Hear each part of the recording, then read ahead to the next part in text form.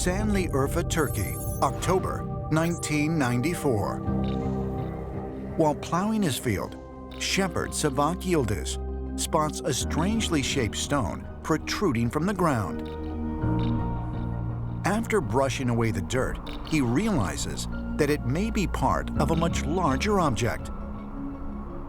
Shortly after contacting the local museum with his find, he is visited by Klaus Schmidt from the German Archaeological Institute. It wasn't until German archaeologist Klaus Schmidt visited the site and began digging. They realized what was really at this site.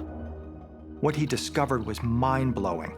After discovering the first T-shaped pillar buried at the site, he soon found more of these massive structures. During the intensive dig, Schmidt and his team begin to unearth dozens of additional giant stone monoliths covered in intricate carvings, some weighing as much as 20 tons. The site of Göbekli Tepe is a series of circular enclosures, but then in the center of each enclosure you have two particularly big T-shaped pillars of limestone, sort of facing each other. Now, many of these pillars have remarkable carvings on them, wonderful carvings and bas-reliefs of animals, birds, insects, all kinds of things. So to fashion those and carve them and set them up in these structures was just absolutely amazing.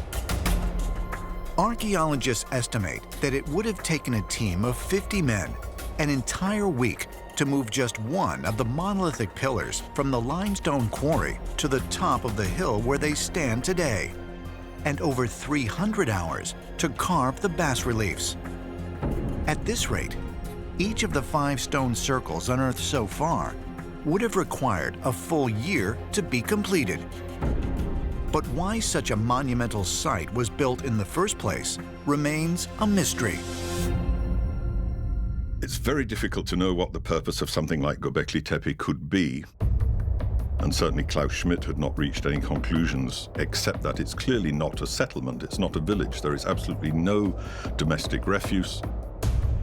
Schmidt always hoped that it was funerary and that there would be burials underneath the walls or underneath some of the pillars or so on, but so far they have not yet found any human remains at the site. There are no domestic plants in the site. There are only wild animal bones.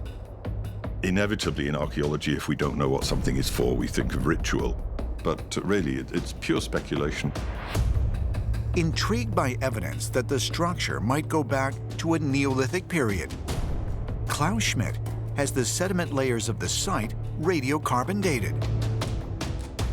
The results indicated that the stone structures could be as much as 12,000 years old, more than 5,000 years older than mankind's first known civilization in Mesopotamia.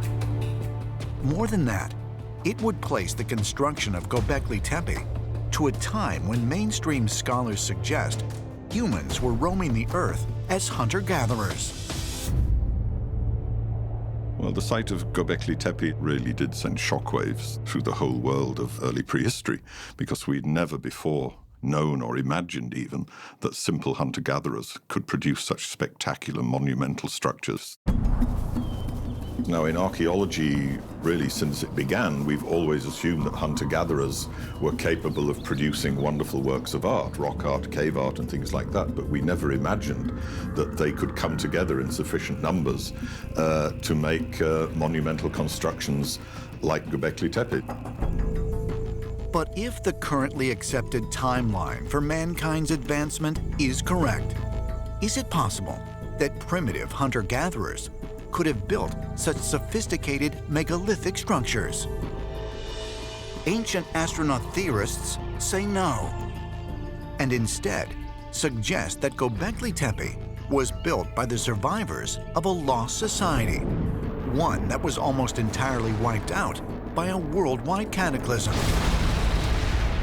And to support their claim, they point to recent evidence of a catastrophic event which many mainstream scientists believe occurred at the very end of the last ice age, which is believed to have lasted from roughly 108,000 BC until nearly 10,000 BC.